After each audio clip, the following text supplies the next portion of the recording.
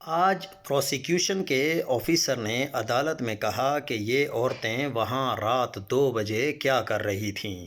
بے شرم بے حیا آدمی، تم ہوتے کون ہو یہ کہنے والے؟ لعنت بھیجو ایسی نوکری پر، کتنی تنخواہ لیتے ہوگے؟ جو افسران یہ ظلم کر رہے ہیں سب ریکارڈ ہو رہا ہے، کل کو معافی نہیں ہوگی۔ جس سے پوچھو یا وہ کہتا ہے کہ ہمیں اوپر سے حکم ہے، یا کہتا ہے پوچھ کر بتاؤں گا، یہ نہیں چلے گا۔ یہ اعزاز ایس ایچ او اس رات شکاری کی طرح ہمارا پیچھا کر رہا تھا۔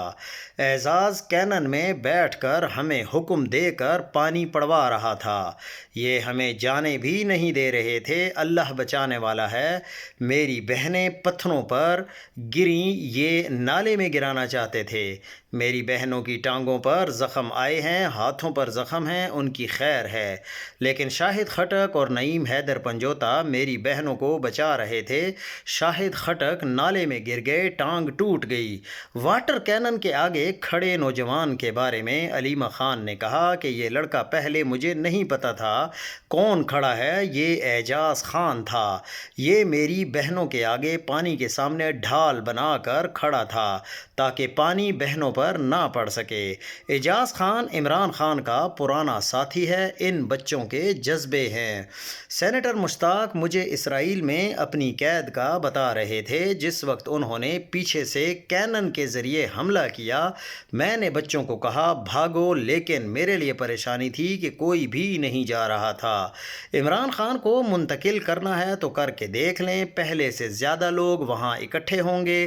زرداری اور بلاول عمران خان کا بوجھ برداشت نہیں کر سکتے، سندھ برداشت نہیں کر سکتا۔ اگر سندھ کھڑا ہو گیا تو بلاول اور زرداری کیا کریں گے؟ ہمیں سمجھا دیں عمران خان کو جیل میں رکھا کیوں ہے؟ کیونکہ یہ عمران خان سے ڈرتے ہیں۔ مجھے جیل میں ڈالا ہے، اسی لیے عدالت میں کارروائی ہو رہی ہے، ہم ان سے نہیں ڈرتے۔